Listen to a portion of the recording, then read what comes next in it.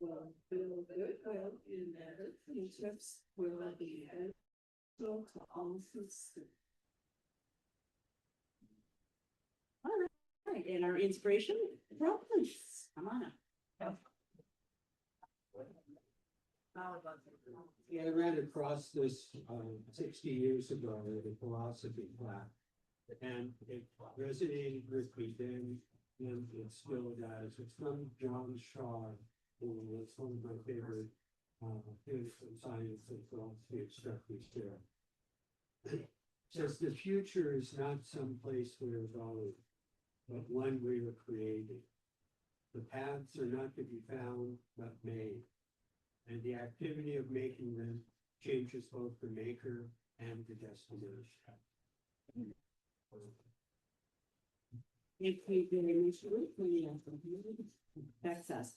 Pat was our greeter today, and I thank you. Any cards left? No cards left. Way to go, club. So, what's that?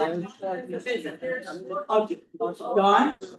Okay, so visitors. We have a visitor. John, do you want to introduce your visitor? Oh, here, John. It's our John Chavez. John Chavez, we are all always welcome. He is our visiting Rotarian, and he is here from Friday's Club? Yeah. Yes, Friday's Club. So thank you. I also saw somebody else here who I didn't recognize, and that's what I must decide. I do know I have a speaker here. Oh, is it John? There. Yes, John, you want to introduce your guest, who is Max Kirkpatrick? I'll walk over to you and let you introduce him. That's the face that I saw that I didn't recognize. Welcome. Max Fitzpatrick here is Joni's grandson. And some of you may know of Cherry's Berries. That's his mama. Well, welcome. Enjoy our meeting. Okay, great. So I think that's it. Like I said, it looks like a nice full club. Always like to see that. I am winging it today because I left my little cheat sheet at home, but I didn't know to wing it before. So this is announcements. So I had an announcement. Zara, I might turn it over to you because it is just because it came from the Wednesday Club, and they are having they are celebrating the nation's 250th birthday at the all Rotary Club's RCC Road Bowl concert. So it's a fundraiser for the Road Bowl concert. It's on the 4th of July. It is from 5 to 7. Food and beverages available for purchase. You can pre-order on the piece of paper that's going around. It's $40 in advance. It'll be $45 at the door. And Marianne Spitz, I think I forwarded the email. She asked to have the fellowship club be in charge of it. I know last week Brenda signed up and I have signed up, so I'm going to send this sign up around if anybody's interested. So if you want to make sure that gets around, there are pins over there. Here, let me get pins.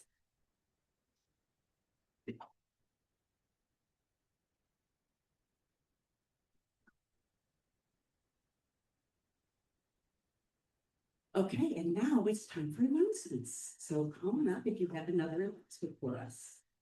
I'm going to get on Valerie's sign up train. I have a clipboard. The sign up is for the June 25th celebration at the end of our year. This is our fellowship time when we look back and think about all that we've done as a group and celebrate us and our community. So I to be at the weekend brewery at 5 o'clock. Please bring your spouse, your friend, your whatever you want to bring with you and come and share some social and fun with us. Right, that should be a good time. Last time we had it, it was great too.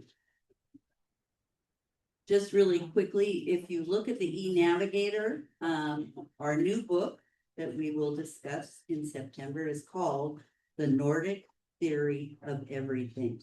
I encourage more people to join the library, our own Road Gateway Rotary Read, and get the book. Two things about our blue bag returnable bottle program. One, I've neglected to report to you that we made $172 during the 10 days of Earth Week promotion, which is about twice as much as usual. So thank you. Secondly, around blue bags, someone I think was on our front porch picking up blue bags out of the toy box. And I think their tortoise shell reading glasses must have fallen off. Because when we cleaned the porch up last week, we found them. So if you're missing a pair of 2.0 reading glasses that are tortoise shell, we have them. I got two mics in there. Okay, so PorchFest reminder is, PorchFest is 9 days away, I think, 10 days away, something like that. So please be there if you can. We keep the signups for tasks kind of at a minimum so that when you show up, we can just hand you what needs to be done. But that also means that if you need to leave and you need someone to take over your task, please speak up for yourself. Bev reminded me of that this morning. That, you know, some people want to leave, and so if you're one of those that need to leave, tell us you need somebody to replace you, because we may forget about you, that you're off doing your task, and in a lovely way, we're not remembering you because you're not the squeaky wheel. So we start about 9 o'clock-ish, start setting up. So if you can be there at 9, that's great. There's a flurry of activities set up, and then it gets quiet, and then the band starts, and then our biggest activity from that point on is selling raffle tickets and making money. So please be there, and then we get done. The roads open again at 3:30, and we're done about 4:30. The other thing is we probably need a few more garbage cans. If you can bring some garbage cans, that would be great. Some plastic cans, and then make sure you put your name or somehow identify them so we can make sure we get them back to you. Every year I seem to get an extra garbage can at my house. It's kind of cool. I like that. The drums in the backyard. I play drums. There was something else. Oh, it appears as though we won't be using the Bethany parking lot for food trucks this year. So if you come early, you can park your vehicle in the back of the Bethany parking lot. And leave it there, but it's locked in. That's inside the event area. So you can't move your vehicle, but you can at least park there. So it's a good parking spot. And then you can move again once the event's over. I think that's it. Unless, does anybody got any questions? Because we are rolling here hard. The bulk of the food trucks will be at the Long Beach Park. We've shifted a little bit this year, and we're going to put everything over there. And then we have 2 food vendors that will be in the venue itself because they don't make noise. There's the hot dog guy, and then we're shifting a little bit this year. Road Retreat is going to have their caterers there. They're going to have pre-made salads and sandwiches. So you don't have to wait in line for food for 20 minutes or half hour for something. So that should be really nice. They'll be near our headquarters booth. Beth. Yeah, disabled parking is at Bethany on the 5th Street side, right? Because that parking lot is bifurcated. It's cut in half. There's the half that's on 4th Street, and there's the half that's on 5th Street. The handicap is on the 5th Street side. So if you know somebody needs wheelchair access, that's the parking spot. Chuck, do you need blue bags? Yeah, oh, please, yes, please. About 6 or 8 of them. Yeah. Thank you. Yep. Hi, friends. Just a reminder, next week is such a busy week in our community. We are restarting the Sister City program here, and next week we have 9 delegates, 8 of which are elected officials from Atla, Mexico, and then 1 additional woman who is a scientist. And one of the things that's special is we'll be going out to wildlife images and banding birds that actually in the winter end up down and get tagged in Atla. So they actually travel between our community and the community there. So you may see us out and about. I actually have 2 requests. One is that if you see us, come over and say hello and introduce yourselves. This is such a special community and such a special thing that we're restarting this program. And 2 is we are wanting to pull together some welcome baskets for these individuals. Again, there's 9 of them. So if you have an idea of something that really represents our community, be that a small trinket, something that's produced here locally, if you'll just reach out to me and let me know. We want to fill those welcome baskets. Thanks, Tom. Can you repeat the dates? When are they going to? So they arrive late. They arrive on that midnight, that 11:59 p.m. flight on Monday. They'll be arriving in town here, actually for lunch here at Wild River Club on Tuesday. This is this next week, the 16th. They're gonna meet with the chamber. They're gonna tour City Hall. We'll be at Growler Guys. Again, we have a day at Wildlife Images. They're doing the jet boats. They're doing a rafting trip. They're going to the Redwoods. We're buying them Red Bull, so lots of. We will, we're gonna go to the farmer's market and then we'll come up to PorchFest, so just so when you see us, say hi and give a hug, so thanks, friends. Oh, another lady race up here.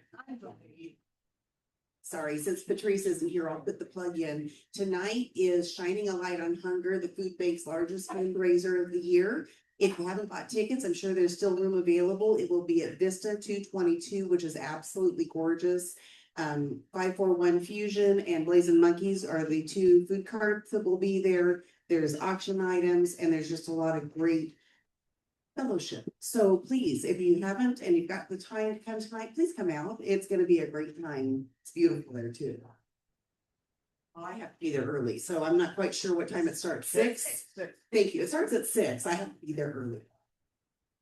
Okay, great. And just for community shout out, the Main Street USA is having a function show this Saturday down at the Caveman Plaza area between 1 and 5 o'clock. I think there's 6 or 7 of the boutiques down there that are running and trying to support Main Street USA. So yeah, so if you're prone to like to shop downtown, it would be a great way to go support our local community and our local businesses downtown. So, okay, without further ado, I am going to start with Lisa Mooney. Lisa Mooney is going to come up today and she's going to introduce our final student of the month for the year, who and the family.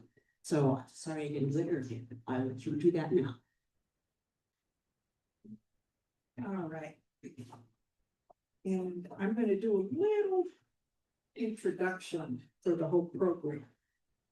Today, it's my honor to present the last Student Service Above Self Award for the 2025-2026 Rotary School year. For over 23 years, our group has worked to acknowledge, encourage, and award our high school students for their service focus in their schools and the community. When choosing a student, each school is asked to consider the 4-way test, academic performance, as well as the student's depth of commitment to service. Service is emphasized above grades and athletics. The award is made up of a check and various gift cards. The club provides the base amount of the check, to which the following Rotarians and businesses add cash: Banner Bank, Rural Motors, Century 21 American Dream Realty, Jim Huber, Valerie Lovelace, Kelly Moody, Tommy Drake, and Debbie Brownell. Our gift bags are provided by RCC. Our bike helmets are provided by Doug Walker.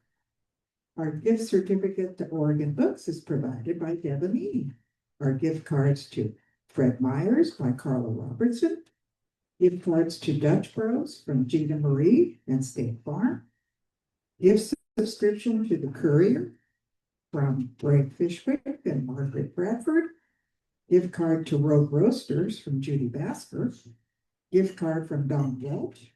Certificate, frame, and notebook for me. And I want to especially give a shout out to Bella Toledo, who stores all my stuff, keeps track of stuff, so that I'm able to function every month. Then he brings the stuff and I'm able to give it to the students. And Margaret Bradford, because if I ever can't come or I have an emergency, something comes up, she's always willing to step in. So they make our program the best ever, and I want to thank them all for their generosity.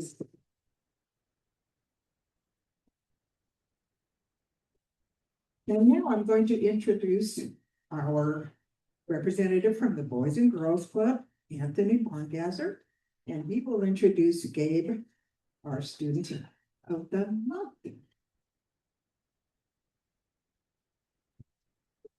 Hello, I'm Anthony Bongasser. I'm with Boys and Girls Clubs of the Rogue Valley. It is my great honor to introduce Gabe Chavez. Gabe has been a member of our Grants Pass Club for over 10 years and is our outgoing president of our Keystone Leadership Program. Hand it over to Gabe.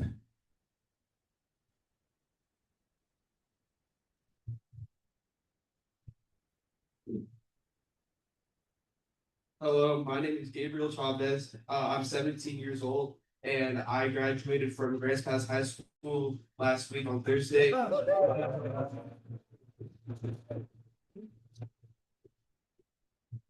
And to my right is my mom, Mercedes Chavez, and my little sister, Maya Chavez. My dad couldn't make it today because he has work, but that's okay. So I've been with the Boys and Girls Club for 12 years, and I've had a lot of opportunities to do community service, which was work with the K through fifth graders. I have done teen nights, which is like little like parties we throw after club hours, from like 6 to 8. I've handed out food. I've been shopping for teen stores, which is a little thing we do where kids play these things called bug bugs, and they buy like snacks and drinks and toys and all that. And I've helped like do that. I've done stuff for my school as well.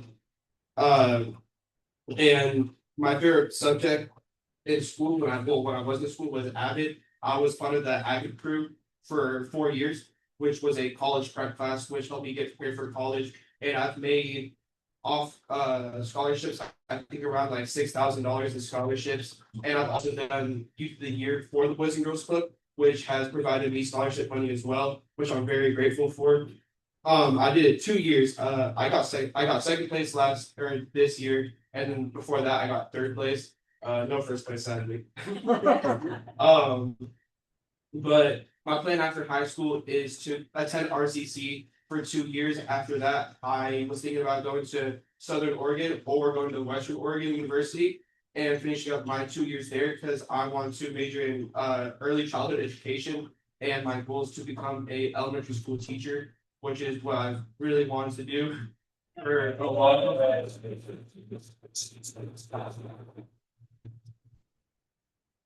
And I just want to say thank you to the Boys and Girls Club for that, because without them, I don't know what I would want to do with my future. And being given the opportunity to do all this community service for the Boys and Girls Club and being around kids all the time has just made me choose that path. And I'm just forever grateful for the Boys and Girls Club for giving me those opportunities.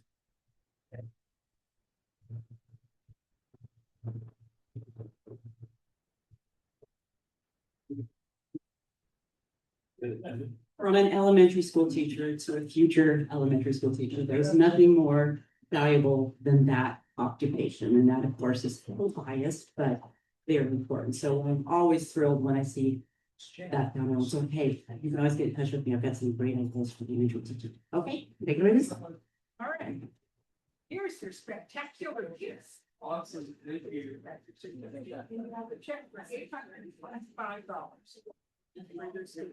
Thank you so much. Yes. Right, what I want to say. There you go. If I don't let you can stay healthy. Yeah. Remember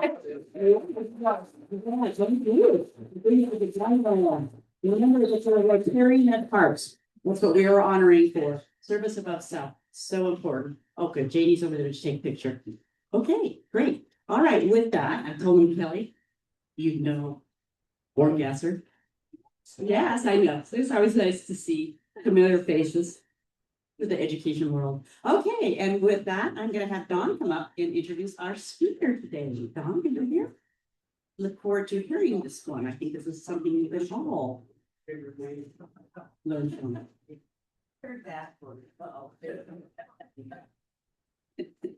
Somebody just said, don't forget her name, Dawn, and that was the beginning. I was gonna say that Doug Walker and I arm wrestled to see who was going to introduce our presenter, Dawn Koblisser. Koblisser.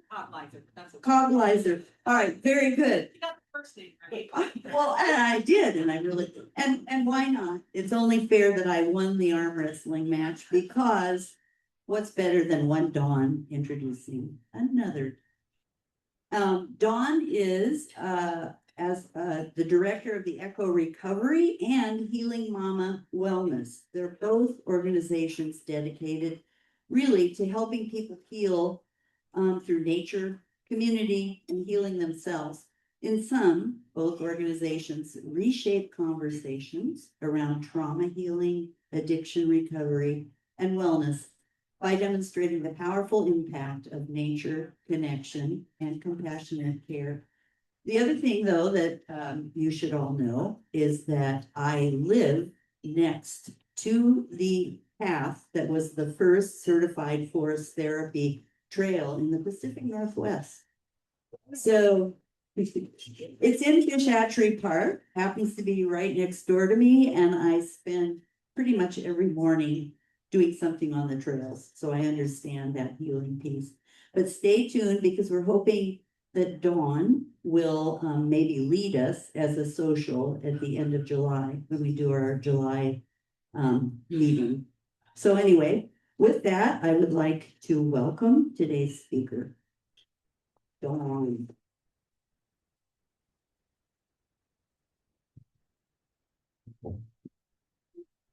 Talk with my hands a lot, so definitely want to make this over here. I just must just pop it in there.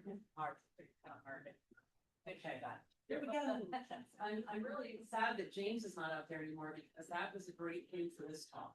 Yeah. So my name is Dawn, and I am here today to talk to you about my passion project in life. And so I'm going to talk to you about EcoRecovery. And I would like to ask a favor. My father-in-law is in New Jersey. He is a lifelong Rotary member.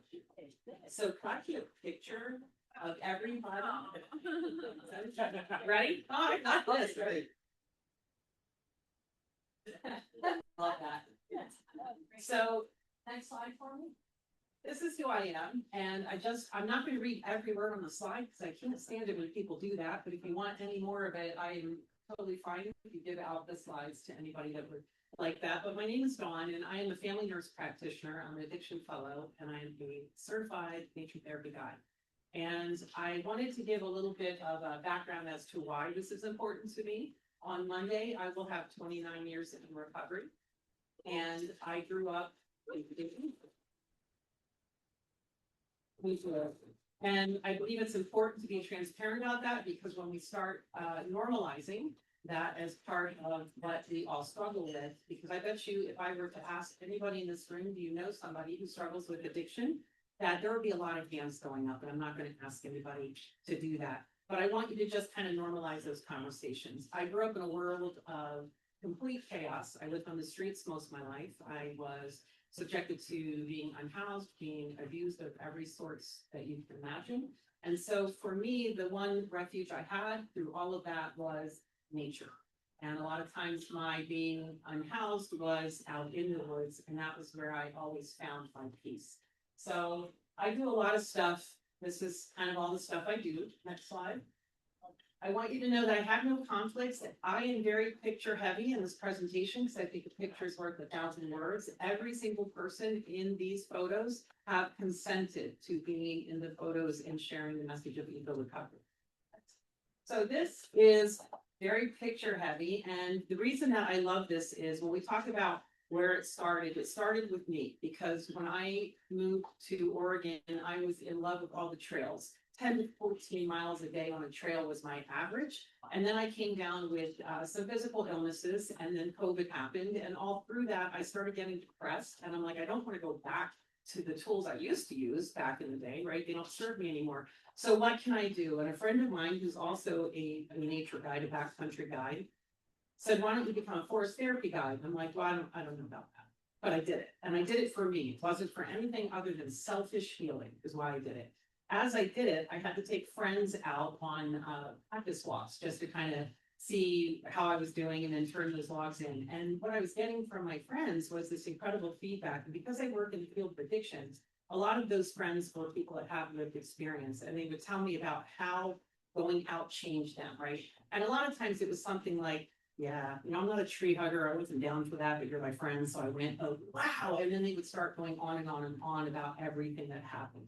And the reason why this work is important, just in back history, is back in the 80s, when Japan had a tech boom, Japan was seeing their population health tank. They had more cardiovascular cases, more cancer cases, more depression, addiction, all of this stuff across the board. And a man named Dr. Lee was giving research money to see why that happened. So he split people in half, and this group was given, do your daily stuff, but you need to go out in nature about this amount of time. You guys just do what you do. So These were all inside on their computers. This group inside on computers, but also outside. The research is astounding when you look at it. And if you go to my website, you can actually go to all the research if you geek out on that like me. But little things like just being in nature for 15 minutes lowers your cortisol, which is your stress hormone, right? Lowers the cortisol by 12%. It also raises the NK cell, which is our natural killer cell, which helps to fight tumors and cancer. So they were seeing all this robust research and they're like, well, what, just going out in the woods, that's what's happening there? But what happened is they found that when they studied the trees and the other deciduous plants, that they give off a toxic chemical called phytoncide. Any Scrabble players look that up. Phytoncides are volatile oils that protect trees from disease and rot. What they found is when we breathe in those phytoncides, that's what increased our immune system and does all those beneficial things for us. So in Japan, it's called Shirin-yoku, which means you're in the forest bathing in the medicine of the forest. So when it came to America in the early 2000s, we changed, we want to honor Japan. So we changed that to forest therapy or forest bathing because you're bathing in the medicine of the forest. So we do wear clothes. A lot of people ask that. Can we go back to that a second though? I'm going to show how we started. So if you see the pictures of like the one in the center with the candles on the floor, that's how we started EcoRecovery in Grants Pass. That is a recovery home, a sober living home for women in our town. And I would go in there and do these 1 hour modified sessions for these women. And it was incredible. When I first started doing it, they were like, and then like the third time, they're meeting me outside, carrying everything in, getting it set up. They would say, oh, I've got a migraine. After they were just like, this is incredible. This is incredible. So being able to see those changes as a nurse practitioner to see how they are handling their physical health and their mental health with nature is just amazing. And when we do it inside, we use a soundscape of nature. So, and we also use essential oils. So they're still getting that connection, even though we're not out among the trees. And then the other ones that you see are, this one is in Williams, and the other two are abroad. I do a lot of work. I've done work in the Netherlands, and I've done work all across the United States. And so that's why I put those up there. And then that center picture is the parks and a lot of our community members, some of our unhoused members, and they all come out. And that was the celebration the day with those giant scissors that I got to cut the ribbon for the opening of the EcoRecovery Trail, which then made the newspaper. And as you were informed, this is the first and currently only globally certified nature therapy trail that we have in the Pacific Northwest. So, all right, next. This is our vision statement and our mission. I'm just going to read you the mission. All of this is on the website. Please email me if you have any questions. But our mission is empowering individuals with lived experience of addiction through transformative nature immersions, fostering healing, resilience, and connection to self, community, and the natural world. You might know some of these folks, but if you do, just tell them they're doing a great job for your health. Next slide. This is the trail, part of the trail, some of the folks on the trail, and some of the things that we really work on is, in a nutshell, we respect the inherent worth and dignity of every person. So no matter where you are in your life, when you step on that trail, you are an equal player on the field, right? You are treated with respect and all that lovely stuff. And then we also go through nature as healer, and I'm a huge believer that connection is the correction, right? Connection with self, connection with community, connection with nature. Connection is the correction. And our town deals with a lot,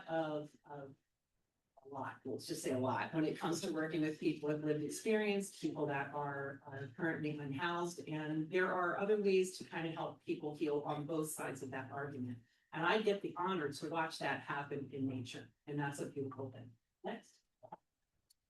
I love this picture because when I take people out, there are certain trees in our area that smell like vanilla or birthday cake. Does anybody know which ones? What did I hear? Yes. So if you didn't hear it, that's okay. I'm not going to tell you. You're going to have to come out on the trail and figure it out yourself. But this was great because these were most of the folks in this picture were from a program, one of our treatment programs. They bring their patients down every month, and we all kind of go out together. And I always give information about the park, about the Oregon Trail history, because a lot of the stuff that we have coordinates with that. We want to honor the park and the land as well as the people that are enjoying it.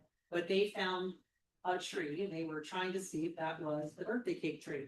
And they were making me laugh. Next slide. This is one of our benches, and we have two benches that are located there. And when we do EcoRecovery, it's based on a sensory adaptation and getting people out of their heads. So when we go out there, we start about 20 minutes or more just resting on the earth as I guide them through their senses. And the reason we do that is when you're guided through your senses, you can't be all up in your head about what's bugging, right? Because you're building a faster race car to beat those thought processes up to the brain. And part of recovery is getting that brain to just take a pause, right? Just take a beat and give me a rest. And when we're in our senses, touching bark, smelling, just kind of going around checking stuff out, that competes with those intrusive thoughts. And that's why this works. That's the basis of it. This is a lot of the outcomes that you can see on our website. A lot of that's based towards the early studies. The studies are still going on, and we are about to work on recovery-oriented research ourselves soon. So, unless you want me to read everyone, anybody want me? Okay, next one. And this woman just stole my heart because she did not want to go either. And this was midway through our session. We go to this one spot where the actual pass facing Bolt Mountain, that bench that was on the one before faces Bolt Mountain, where the stagecoaches actually came in through the park back in the day. So it's really kind of cool to sit there and do nothing, right? And the whole prompt with that is just do nothing. And that's so hard. Can anybody just sit somewhere for 5 minutes and not think about what they have to do or get ready to do it? Just do nothing. It's harder than you think. So I encourage you to go give that a try. When we look at the benefits of EcoRecovery, I talked a minute ago about the brain health, and it just lowers our cortisol, right? Which is our stress hormone driving that reward pathway. I need to use, I need to get more. So everything about being in nature has a direct impact on our health and wellness. And part of what we do in addictions is really focus on how do we get that brain to quiet down. If you're on the streets, right, you're not only thinking about when can I get my next hit, where am I going to sleep tonight, where am I going to eat, all this head space. And people can't heal with that. Nothing is going to stick. If I sit in an exam room and tell somebody, here's the goals, this is what I want you to do, it's not going to stick because they're more concerned with how do I survive today. But when we're out in nature, and I take people in nature who live in nature, right? But it's different because when you're existing outside, in your tent, or as I was, wherever I could lay my head, that's different than when you are living and experiencing and relaxing in nature and connecting. That's different things. Okay. All right. So that's fine. And so what I love is that we have a lot of emotions that go on when we're out there. And I always tell people, I'm not a therapist. I'm none of this, even though I do have a lot of certifications in mental health and I am trained in traumatic and somatic work. So what we try to get people to understand is that if you are going to go through it, and there have been times where people are laying across a tree and they're usually the toughest people and they're just sobbing, I let them have that moment. And then I'll circle back later and come and talk with them to see if there's anything that we need to wrap up. And as a group, we also wrap up. So nobody's sent away raw, but they get that space, that non-judgmental space to just release whatever it is that they need to release. Okay, I think that's it for that. So I love this little circle here, just to let you know about this. This particular circle will evolve to be a heart one time. It stays there the whole time. The parks were incredible where they created the space off the trail for us. We call it the kitchen, and they felled some trees so that we have places to sit because we make these events for everybody.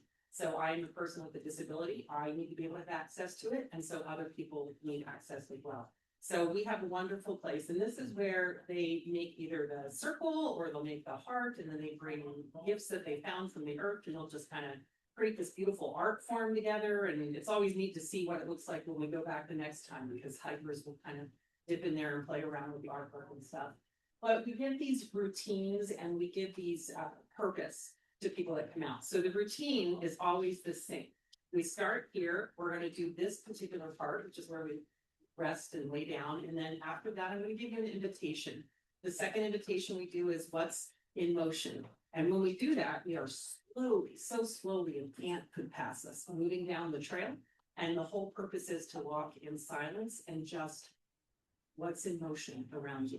And often I'll tell people, if you can't find something in motion, take that as your cue to stop and look around you, because sometimes we can only notice what's in motion when we slow down enough to notice that. All right. So this slide is really for clinicians.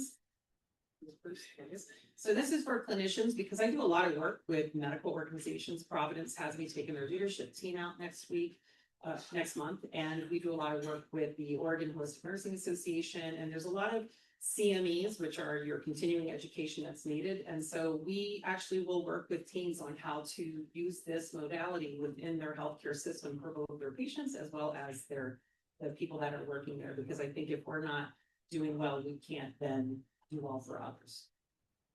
Okay. Next. This is our board. I don't know if anybody knows Ann Ford. She used to live here, just an incredible human being, and now she's up running the whole world up there in the Portland area and stuff. And then Jordan is a OHSU doctorate prepared nurse who studies research for addiction. So she's going to be heading up our research. And I'm excited about all of them. And I don't know who this person is. Next. All right, so what's next? This is where we're kind of at a standstill because we want to increase that trail. We want that trail to have interactive maps at the trailhead so that if you can't make it on that last Sunday when we go out as a group, you can go out there at any time and just pick up that brochure and you can go around to each station and you'll get an invitation, and that invitation will be tied to some of that history on the trail.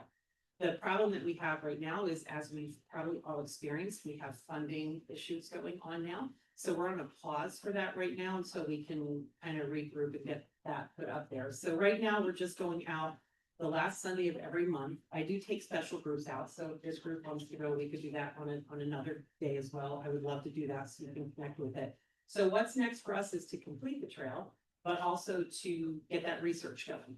And if you go to the next slide, I wanted to go over this because what's next is this, more of this, right? So we can talk about the clinical aspects, we can talk about the research aspects, but this is what's next. And I'm going to see if I can turn.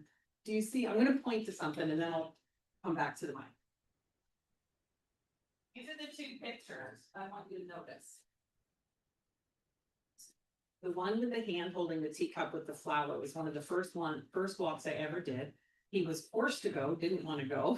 And then at the end, I see this. And after we were done, I turned to him and I said, can I ask the significance of what this means to you? And he said, when I was little, because he's from here, when I was little, my mom and dad used to bring me out here to this very spot. And my dad used to fish right there. My mom would rock hunt and we would just have a picnic and a good time. And then I got into my addiction and I lost my family. And I haven't seen them since. And this reminded me how much I missed that. So that connection was repurposed, right? So now we have the connection. That flower was the last flower, I think, in the entire park that day. And it happened to be his mother's favorite flower. And it was the one that she would pick every time that they would go out there. And he would help her find these flowers. So I do still keep in touch with him through people that work with him. And he's now still in recovery. And now reconnected with the land out there and goes fishing and takes his son.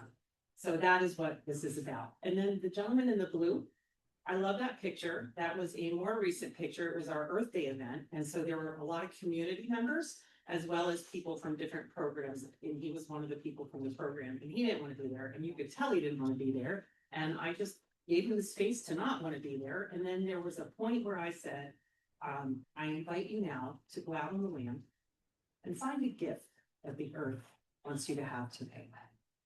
And sometimes people don't want to do that. This guy got so into it. You can see that smile. I came around the curve and there he was with this exoskeleton of a leaf that was in the shape of a heart. And I think there's a pine cone. Yeah, pine cone. And he was just smiling. He was like beaming. And at the end of that, and I don't want to cry with this one, but at the end of that event, when I open it up and say, is there anything else that you would like to say today to make this day complete for you? That man, among community members and people that were in the program with him, said to us, he said, I didn't want to come today, but I have to tell you, I had some really great conversations because we do a lot of connection and talking throughout this. He said, I did a lot of talking with people today really good talking with people today that otherwise wouldn't give me a second look if they saw me in the streets. That's healing a community. That's what that's about. That's giving somebody their purpose and their worth back, right? That's seeing them. And when we are seen, that's when we feel we are in a position where we can change, right? Because if nobody's seeing you and supporting you, why bother? You know, why bother? I'm just gonna go back to my tent. So that really hit all of us. I don't think there was a dry eye in that forest when he said that. And then you might notice some of the other people. There's our fantastic Rebel, who Rebel is the one going like this. And that young lady was the first recipient of a scholarship for training to do this work. And part of our what's next is that we can make a vocational training program for people in recovery and hopefully get scholarships covered for them for vocational type training, where they can not only have a job that's going to impact their own personal health and wellness, but have a broader kind of reach on our community as well. So she completed one part of her training and she helps me more than I can even say. And I'm sure people in this room that have had the honor of having Rebel in their life understand the absolute dynamic that she is. All right. And the other ones are just really cool photos. Some of you might know the one also with the orange hair, something like this. And she's usually a very quiet, and that's Chris, if you should know. And Chris will stand there very quiet, sort of timid and stuff like that. But it's one of the most brilliant human beings I've ever met in my life. And I never saw her so free as I did. I was laying on the ground and I looked up and I'm like, look at you with all your pride. And she was just like, it's just beautiful, man. It's just beautiful. And this is what we need, right? More times to pause and breathe and do. All right, next.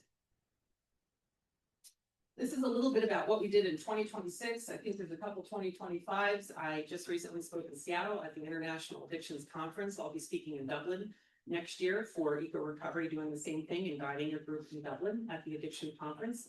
I was also granted that top Susan Baker Elizabeth Boyle because I have lived experience of being unhoused and addiction and all that came with it. I was granted an award, and that is actually the stage at the White House Correspondents' Dinner, that room where they all have that dinner. So it was very intimidating to stand on that stage and receive this honor, but the honor was a grant to create EcoRecovery because I had a vision, but I'm a broke woman. So school loans are a real thing. So they gave us our first grant to make it an official nonprofit organization because they believed in us. So I was very honored to have that. And then the people up in the corner, the woman standing next to me is my friend April. The other folks are from Japan. We met them at the International Addictions Conference, and they were floored that I was teaching about forest therapy, and they loved it. We had about a 5-hour conversation because of translators about how important it is that this work get out there for health care. All right. That's a group of people at the conference, and I love that. I love when I get called to places where it's like this, where there's outside noise. They're like, help us. I'm like, let's do it. All right, next one. And then if you go to the trail, the middle, you'll see our signs. The park put up signs everywhere and they did a fantastic job. And then you'll see a metal sign that's on the left that just kind of tells you about what it is. And hopefully once we get that completed, you can pick up your self-guided leaflet and just kind of go around that trail by itself. And we just started a donations.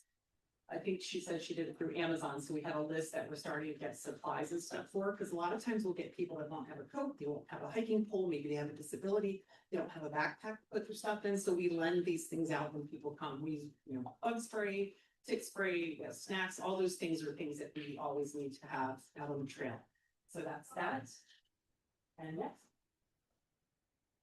This is a gift to you from me. So this is called the Sit Spot.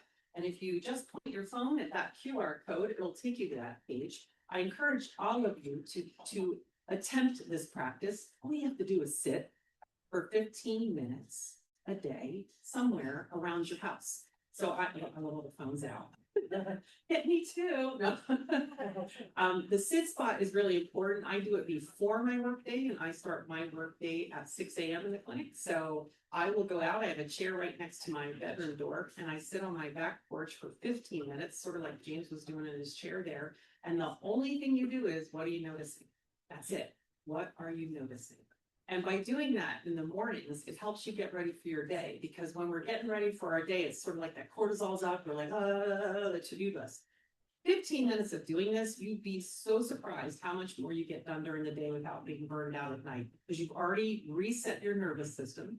And that's what this work does. It takes you from that fight or flight, that constant go, go, go, over to the rest and digest side of activation. And you can see that when we're doing these events. If people are laying down, well, they might be like antsy and fidgety and stuff. And then you'll see at a certain point through my guidance that their bodies literally soften. And a lot of them will say, oh, I look like I got a facial, because everything has just relaxed and the body has relaxed and the mind has relaxed. And that's when stuff gets done. I do a lot of weaving in of how to help yourself with different ways with recovery as we do this work. So I subliminally, it's like the mom putting the vegetables in the food without the kids knowing it's there. And it's amazing how many people will come back and tell us it worked. So that's my gift to you. And then I just want to thank all of you. That's me catching the sun at the coast. And that is it. Questions? I try to do it quick, but I'm from New Jersey and Step away. Yeah. Couple questions. We're going. Did it, okay, picture, one, two, picture, two questions. Can we do this walk on the last Thursday of July? Yes, the procedure. So as I told Providence, who wants to do it in July as well, we can do it anytime you want. Just be prepared that the invitations will probably be around working in the heat. And I mean, internally and externally, but yes, we can do it.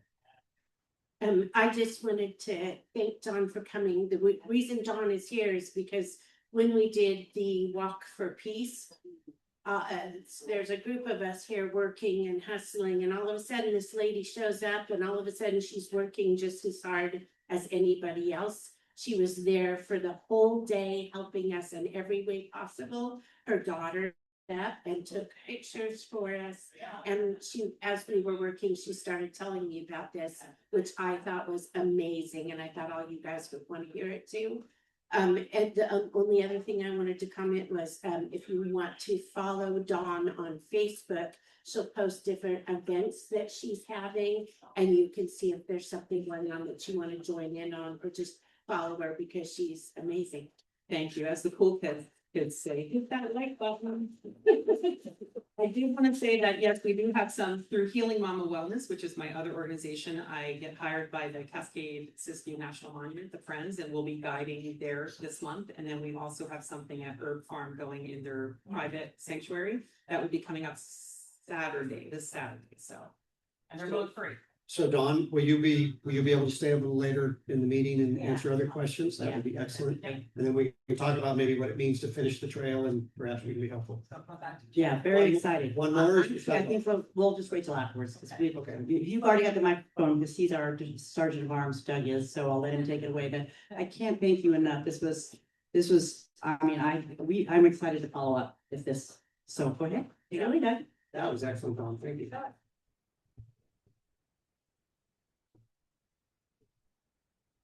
Okay, so you were all forewarned that you might need to describe where your names came from, your first name and your last name, maybe. I don't know if any of you have any stories to go along with that. Anything cute? I've got one. So I was told that my first name came, my mother was working at Douglas Aircraft in Redding, California. So she liked a pretty boring story about Douglas. The last name Walker, I was always sort of told or was under the impression, or somehow I got a memory that the last name Walker came from 400 or 500 years ago, where the person that would walk from community to community that would pass out information or maybe sell goods, one thing to here or to there. But then when I do a Google search, it was somebody that worked in textiles. You want the mic? Yeah. Somebody that worked in textiles and walked on to beat up fabric to soften it. Right? So much less fun than walking to people and seeing things. Okay, has anybody got a story? Ayla. Excellent. Yeah, I kind of had to put the Bela came from somewhere, right? Yeah, where does Bela come from? So it turns out it's a Hungarian name. I'm not Hungarian at all. But my parents took it from Bela Lugosi, the old actor who played Dracula. And then just to kind of top that off, they arranged so my initials spell bat. And so for clarity, it is Bela, Yes. not Bella. Yes. Bela. Okay. In fact, I So I watched a movie years ago about Bela Lugosi. And there was a scene, and there was kind of the moment he gave up on correcting people. He kind of just muttered to himself, "It's Bela." But so as everyone calls him Bela Lugosi, he was also Bela, but he just gave up. I haven't yet. Okay. We're gonna get you there eventually. Don't worry about it. We'll get you that. Yeah. That might make it.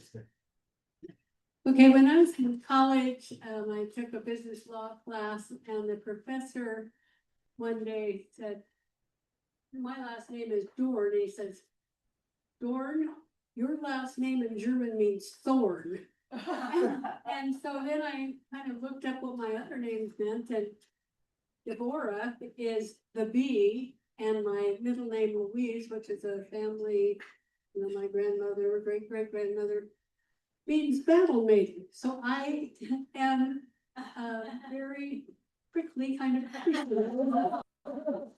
Okay, good. We know who's gonna battle with. I've got Google stuff too, so I can tell you what Google thinks of your names. So you could tell me which name you want me to tell you about. I know it, Drake. I looked that one up. That's interesting. Drake, it's not my name. Tommy, Tommy Common. Oh, okay. Drake Allen. Yeah, Drake is your husband. Okay. So, yeah, Drake, that's my husband. Yeah. Right, exactly. I mean, it does come from Sir Francis, but they're not quite sure how. Okay. But so Tommy comes from Thomas, my maiden name. And in high school, we were all being boys and going, "Hey Fletcher, hey Drake, hey Thomas." And when we went back to being girls, I was Tommy.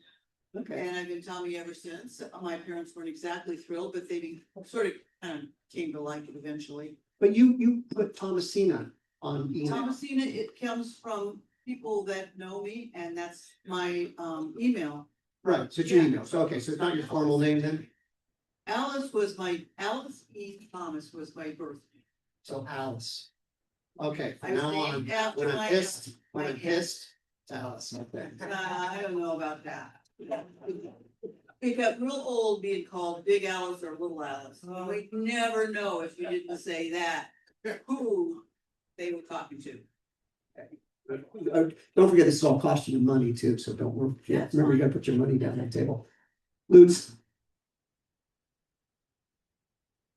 Okay, so a lot of people want to know what a Lutz is.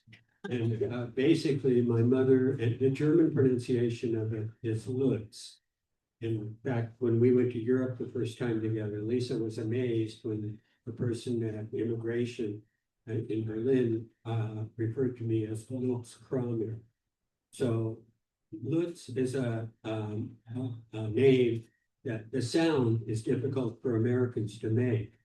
So basically you go with either Lutz or Lutz. And I even at 5 years old, I knew that I didn't want to be Lutz the Klutz.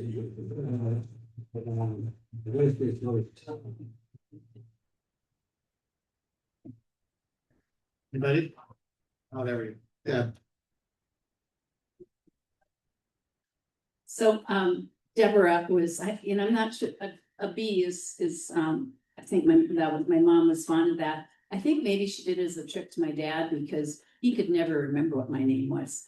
I was born as a little baby, little girl, so what's your name? I don't, he didn't have any idea because my last name is People. Piippo, which is Finnish. And she was looking for something to match that.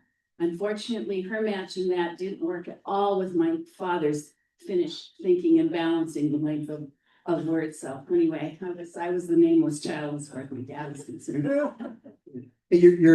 your married last name is Amin, and that is Arabic, and it means truthful and honest.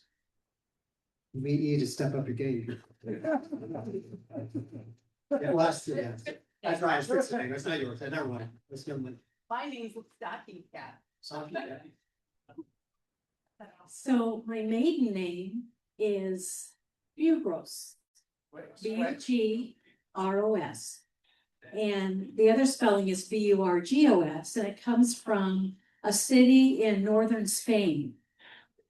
So to remember that name, because it's like, is it Burg? I always have to look at my birth certificate.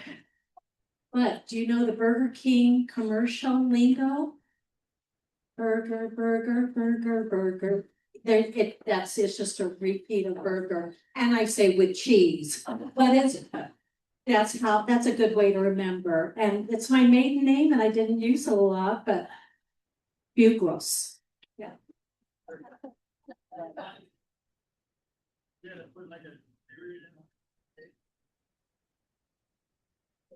My business name was always John Jones. And a few months ago, I saw my birth certificate, it was Johnny Jones.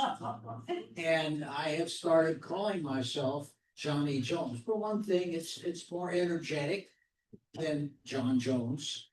But then I got to thinking about, how do I get a name like that? And I realized that in the 30s, there were two songs about Johnny Jones. One of them was done by Jimmy Cagney, and the other, I don't know who the person was, but I can sing it for you. Sweet Johnny Jones, he had a cute little boat, and down the river they would go for a float, and they would row, row, row. Right down the river they would row, row, row. A kiss he'd give her, then he'd hug her now and then they'd kiss again. That's all.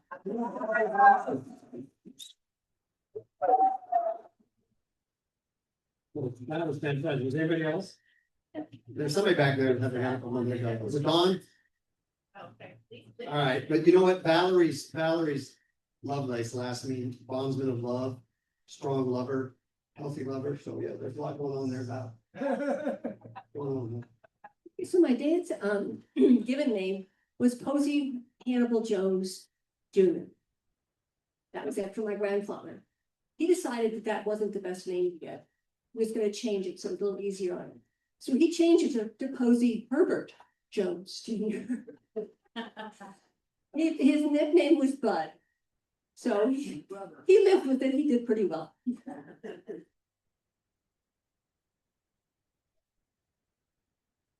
All right, this is kind of boring, but my name is Dawn Renee. My grandmother was French. She did not like Dawn, so she always called me Renee. Okay, and thank you for that. Yes, I did look up Lovelace as well, and love, of course, but it's also English nobility. So, and then going to my first name, I did like that, because it goes with my first name. My first name, Valerie, is actually Roman. The Roman version is valor from valor, which is strong. It means strength. The French took it and turned it into Valerie, the feminine form, and that also means strength, valor, and nobility. So obviously, somewhere way back in my past, there must be some noble roots. So that's great. Thank you. It was fun. I don't know when I got the email, it was kind of fun to go on Google, which we do nowadays, to just kind of look up your heritage. So that was fun. So without further ado, I'm going to give you a quote for the day. Two of them. This is Henry David Thoreau. Oh, sorry. Oh, where's Dawn? Oh, doing that. Whoops, dropping them right now.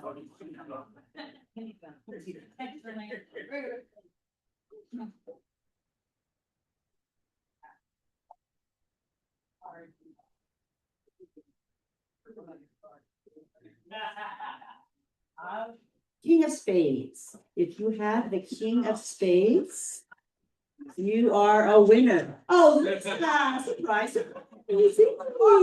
That's called math, folks. That's called math. When you buy a lot of cards, you have a lot of chances to win. So Lisa wins a lot. So that's great. Thank you, Lisa. All right, without further ado, now I'll go. What's that? What? She wants further ado. Oh, further. Oh, no, I was just gonna say further. I'm gonna give a quote for the day. Did you have it? Already know, our camps are online. We have scholarships for every. Our youth camps are online. We are ready to start filling these slots, and we have grants that has covered the cost, so there's no charge for any of the kids. And if anybody knows any, we have middle school, and we have high school. High school starting on the 10th of July. Middle school is starting on the 12th of no, The 14th of July. They're back to back. Okay, so the July camps. So now no more ado. Okay, there we go. Further ado. Thank you very much. And I do believe we have two people going to RILA. I did reach out to Lynn, and it starts this next week. And it's my understanding that we have two students, I think, going to RILA and maybe a possible third. So that's exciting. That starts. Okay, I got two quotes. One's really short. An early morning walk is a blessing for the whole day. And that, of course, is Henry Thoreau, who knew what we needed. The second one, thousands of tired, nerve-shaken, over-civilized people are beginning to find that going to the mountains is going home, that wildness is indeed a necessity. And that's from John Muir. So with that, go off, enjoy the woods. I look forward to following up with that.